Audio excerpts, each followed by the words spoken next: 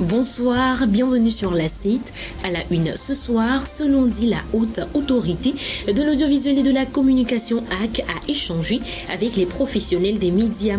Un appel est lancé aux acteurs des médias sur la question du traitement de l'information, surtout en ces périodes électorales. On y revient. Aussi, le Togo étend son réseau d'infrastructures sanitaires avec la construction de nouvelles formations dans 3 régions dans le but de garantir un accès amélioré aux soins de qualité pour les populations les plus vulnérables. Au-delà de nos frontières, le gouvernement du Soudan du Sud a décidé de suspendre toutes les activités scolaires à partir de ce lundi en réponse à une vague de chaleur. Des recommandations sont émises à l'intention des parents pour assurer la protection de leurs enfants pendant cette période. Et puis les forces israéliennes ont lancé une incursion à l'hôpital Shifa de Gaza ce lundi, accusant les militants du Hamas de l'utiliser comme base, suscitant des préoccupations humanitaires alors que des civils ont été affectés. Voici donc pour les titres de ce soir, place au développement.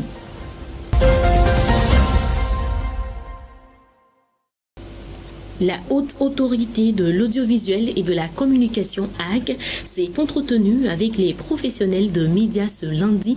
Les périodes électorales étant une période sensible, l'autorité de régulation invite les professionnels de médias à plus de professionnalisme dans le traitement de l'information. Le récit de Kofi Kligi. La haute autorité de l'audiovisuel et de la communication a rencontré ce lundi les professionnels des médias confessionnels et privés. L'objectif de la rencontre est de rappeler le rôle qui est celui des journalistes. Le Togo étant à la veille des élections, il est important pour l'autorité de régulation de sensibiliser et d'inviter les journalistes à faire montre de professionnalisme, surtout en ces périodes sensibles. Il a été question aussi pour les journalistes de contribuer par leur publication à des élections libres, transparentes et apaisées. La HAC est aussi revenue sur le rôle qui est le sien dans la mise à disposition des différents candidats, les moyens publics de communication, et ceci équitablement selon les partis politiques et selon les candidats. Cette rencontre se poursuivra avec les médias publics dans le souci de porter à leur connaissance les dispositions prises pour un accès équitable aux médias publics. Le Togo poursuit le maillage du territoire en termes d'infrastructures sanitaires, de nouvelles formations bientôt construites dans 3 régions. Objectif, améliorer l'accès des populations les plus vulnérables à des soins de qualité. Les détails avec Bernard Canvi. Les difficultés d'accès aux soins et surtout de qualité persistent toujours au Togo pour des raisons de coût et de distance. Pour accroître l'accessibilité et la qualité des soins et garantir à la population de meilleures conditions de santé, 3 régions du pays vont bientôt bénéficier de nouvelles infrastructures sanitaires. Il s'agit en effet de la construction de 70 nouvelles formations sanitaires dans les régions de la Kara, centrale et des plateaux. Ces nouveaux centres sanitaires seront déclinés en bâtiments de soins, de blocs sanitaires et aussi d'infrastructures connexes. Ceci contribuera à réduire les disparités en matière de santé et garantir à chaque citoyen des soins dont il a besoin.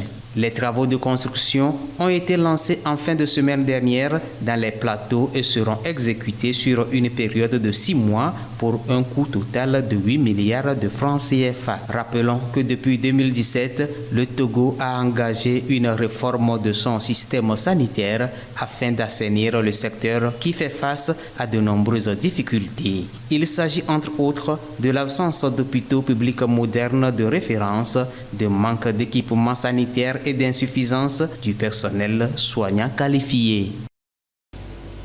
Aujourd'hui est célébrée la journée mondiale du recyclage, une occasion de sensibiliser, d'inspirer l'action en faveur de la préservation de l'environnement et de la promotion d'une économie circulaire. Le Togo n'est pas du reste, des actions sont menées en ce sens. Quelles sont ces actions et quelles sont les perspectives du pays en matière de tri et de recyclage des déchets? Élément de réponse avec Félicité Chapla.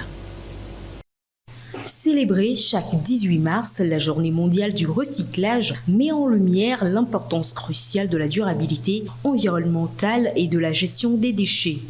En effet, en 2023, ce fut le Togolais Bema Gado qui remportait le prix du concours international Afrique Plastique Challenge soutenu par le gouvernement canadien grâce à son entreprise spécialisée dans la collecte, le tri et le recyclage des déchets plastiques.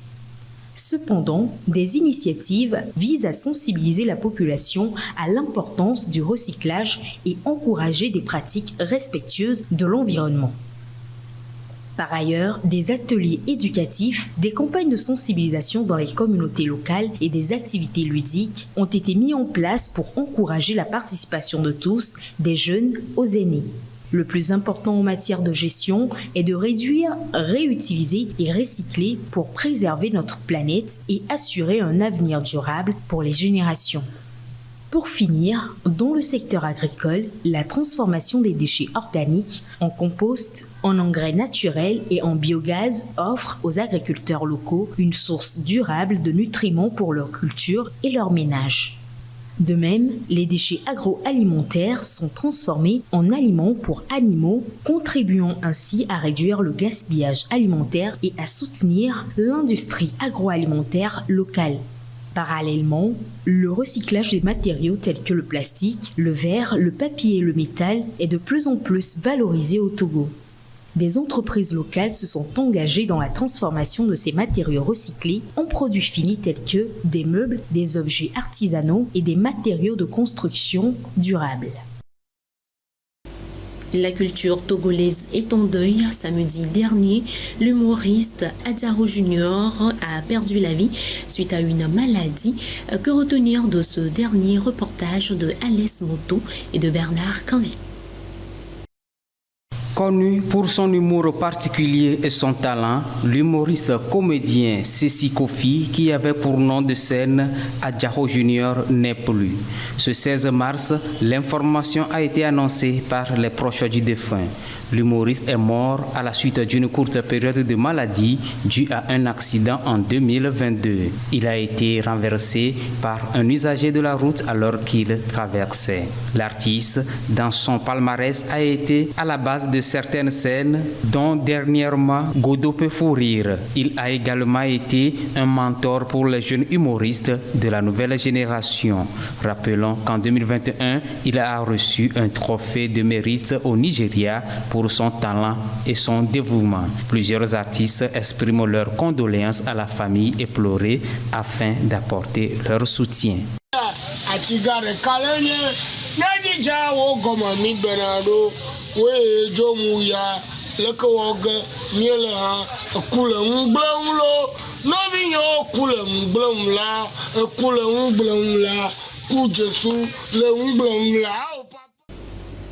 La page internationale à présent, le gouvernement du Soudan du Sud a pris la décision de fermer tous les établissements scolaires à compter de ce lundi et ce jusqu'à nouvel ordre.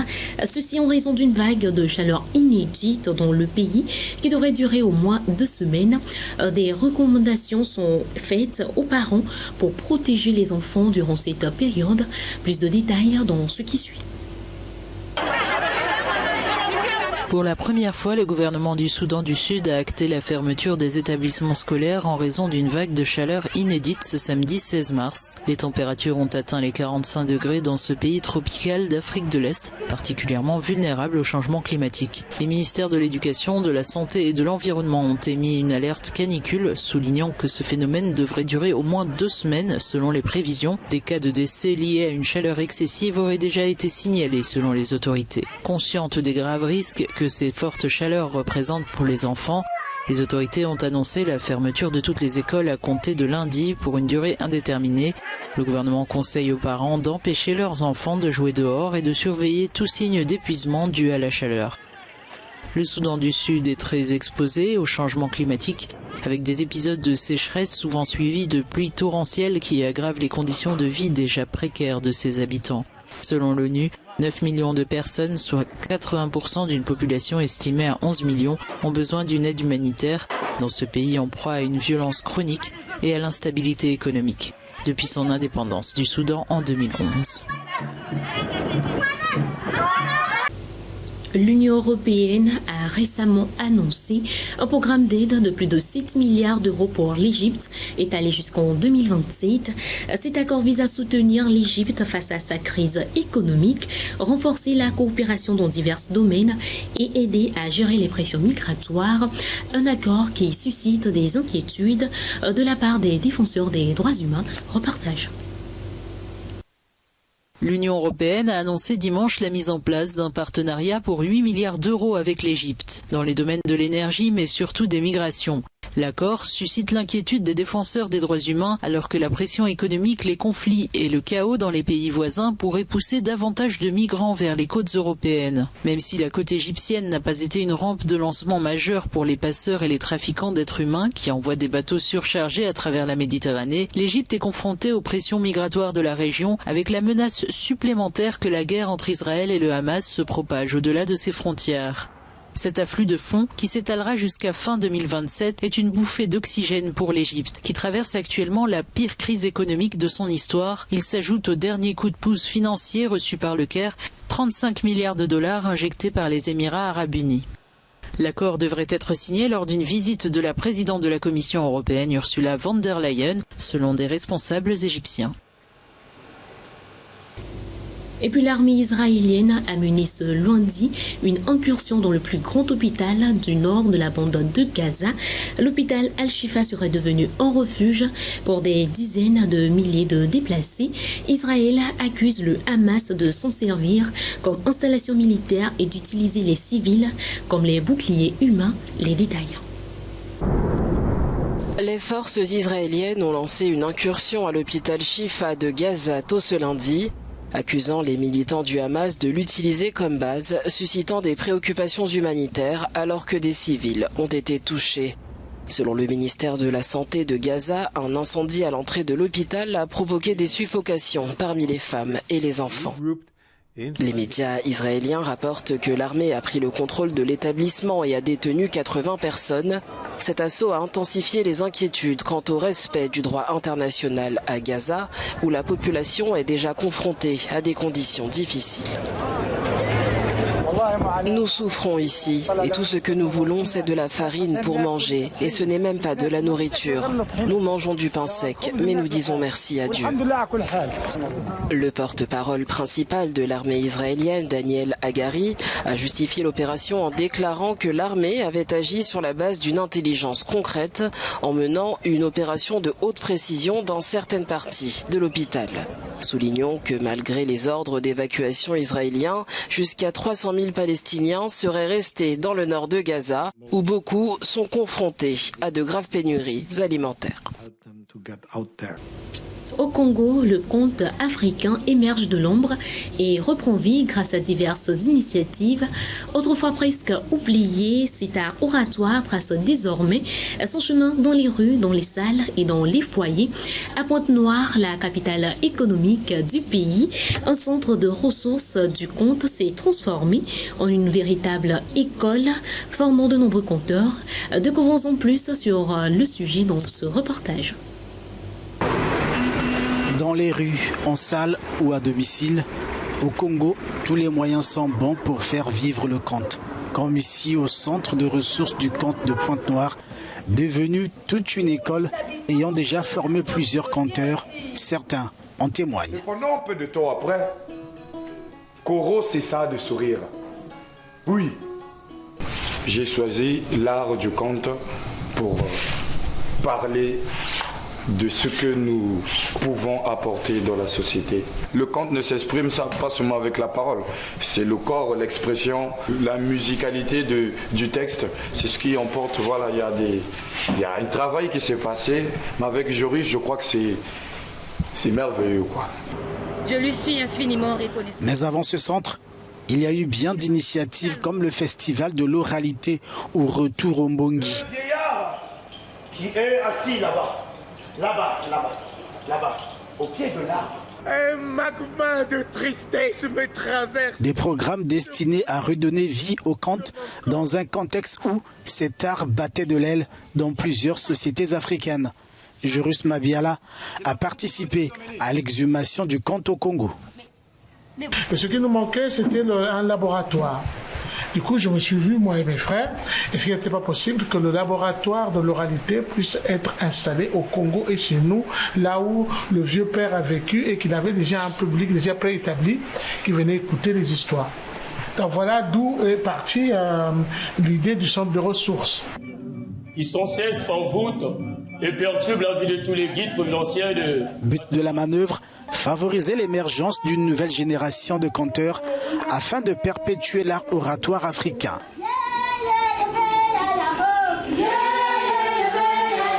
Pour moi, le conte, ça éveille. Tu vois tes erreurs, tu vois tes avantages, tu vois où tu peux partir, tu vois beaucoup de choses. C'est un terrain fertile où chacun tire ce qu'il veut.